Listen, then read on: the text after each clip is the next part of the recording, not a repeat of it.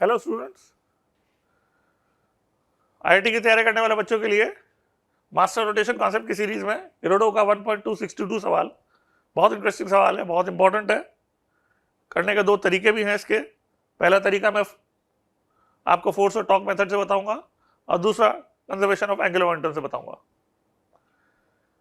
Cylinder को इसमें rotate करके रख दिया गया है। पहले भी एक सवाल आया था जिसमें कि रोटेट करके ऐसा रखा गया था कि रोटेशन जो है वर्टिकल एक्सिस के अबाउट हो रहा था, और इसमें जो है ओमेगा से रोटेट करके रखा है, तो रोटेशन को हमें हॉरिजॉन्टल एक्सिस के अबाउट अज्यूम करना है। तो इस तरह की सिचुएशन है। इससे पहले एरोडो में जो एक सवाल था उसमें जो है हमने वर्टिकल एक्सिस के अबाउट रोटेट करके इसको रखा था, और उसमें जो है सेंटर रेस्ट पे था। फ्रिक्शन जो है की वजह से ये मूव नहीं करेगा, बस स्लो डाउन होगा और धीरे धीरे करके रेस्ट पे आ जाएगा। बट इसके अंदर क्या है, सेंटर मूव करेगा। क्यों? क्योंकि ग्राउंड रफ है, फ्रिक्शन जो है काइनेटिक लगेगा और सेंटर फ्रिक्शन के डायरेक्शन में एक्सीलरेट करेगा। हमसे पूछा गया है कि कब तक ये स्लाइड करेगा। क्यों? क्योंकि ऐसा टाइम आएगा जब इसकी वेलोसिटी बढ़ते बढ़ते और ओमेगा जो कि फ्रिक्शन की वजह से कम होगी, एक रोलिंग की कंडीशन सेट हो जाएगी जिसमें कि इसका v और ओमेगा आपस में रिलेटेड हो जाएंगे और ग्राउंड का पॉइंट जो है रेस्ट पे आ जाएगा। तो तब स्लाइडिंग बंद हो जाएगी और रोलिंग स्टार्ट हो जाएगी। उस मोमेंट तक आने में कितना समय लगेगा, ये पार्ट तो ये पूछा है। और दूसरा जो है काइनेटिक फ्रिक्शन का वर्क पूछा है। यहां पर जो एफ के हम लिखेंगे एन को एम जी मान के, म्यू एम जी के बराबर, उससे एक्सेलेरेशन सेंटर का म्यू जी बोल सकते हैं एफ के अपॉन एम से। और ये जो इनिशियल ओमेगा नॉट थी, एफ के की वजह से टॉर्क उसके अपोजिट आएगा और उससे एंगुलर डिसलेशन एफ के into R upon I C M से लिखेंगे। सिलेंडर दिया हुआ है,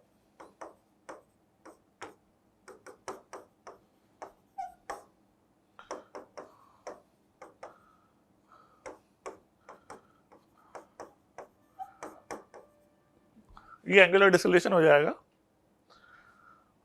क्या करना चाहिए हमें, इसकी जो वेलोसिटी v जो है टाइम का फंक्शन हम लिख सकते हैं, और इस v को ओमेगा आर के बराबर लिखें तो ओमेगा को omega not minus alpha T कर देंगे।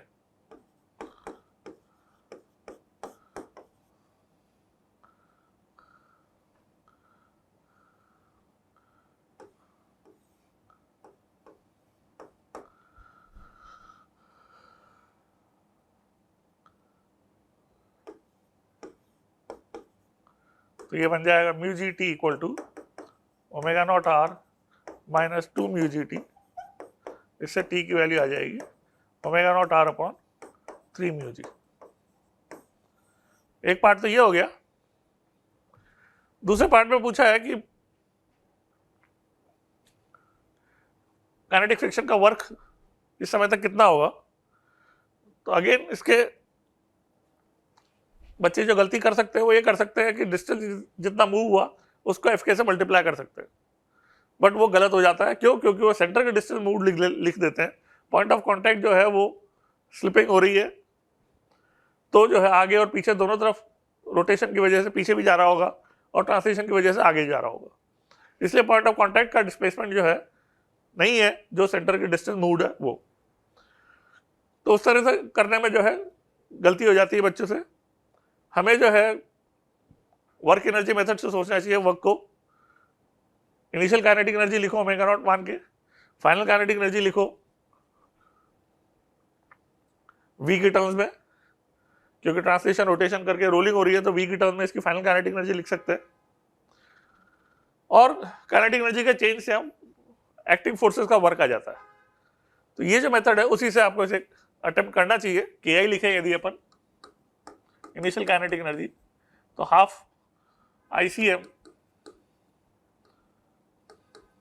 इंटू ओमेगा स्क्वायर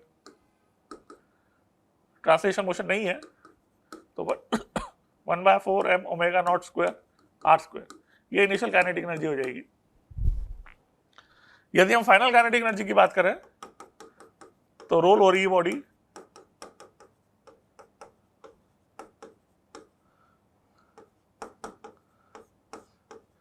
तो ये बन जाएगा 3/4 mv square final kinetic energy. और v को हम यहां से t की वैल्यू डाल के म्यू जी टी से सोचे तो ओमेगा नॉट r/3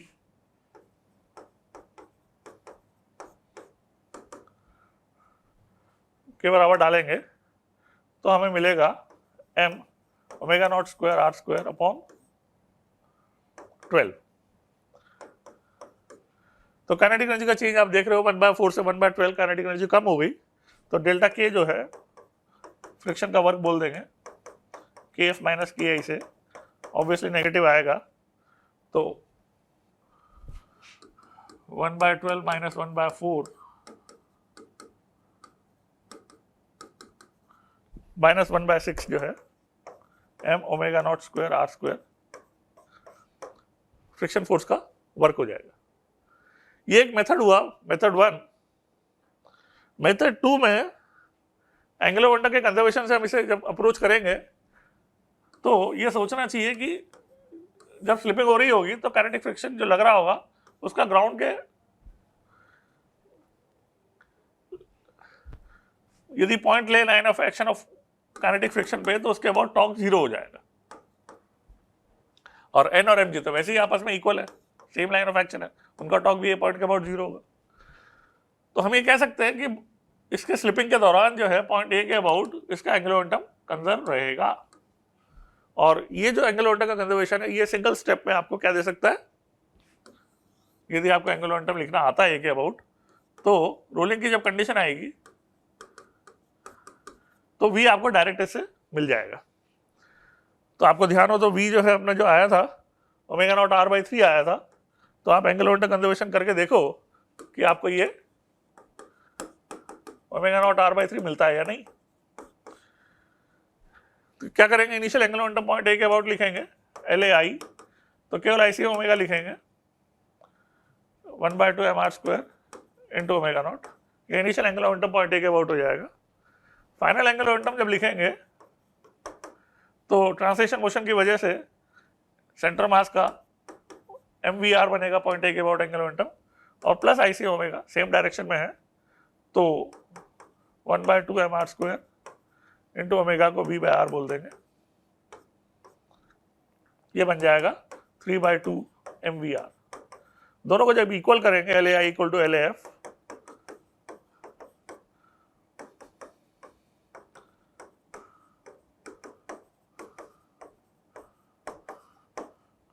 M और R कट जाएगा और V हमें मिलेगा ओमेगा नॉट r/3। तो ये जो टेक्निक है कि हम एंगुलर मोमेंटम कंजर्व करें पॉइंट ए के अबाउट तो इसके ऊपर एक्ट होने वाले फोर्सेस का टॉर्क 0 हो जाएगा। और ये आपको पता है कि किसी पॉइंट के अबाउट एक्टिंग फोर्सेस का टॉर्क यदि रिजिड बॉडी में 0 होता है तो उस पॉइंट के अबाउट एंगुलर मोमेंटम कंजर्व होता है। तो काफ़ी इफेक्टिव मेथड है ये, और इससे एक बार आपका V आ जाता है तो आप म्यू जी टी से टाइम भी निकाल सकते थे और काइनेटिक एनर्जी भी W = डेल्टा के से फ्रिक्शन का वर्क भी आ जाता। Thank you.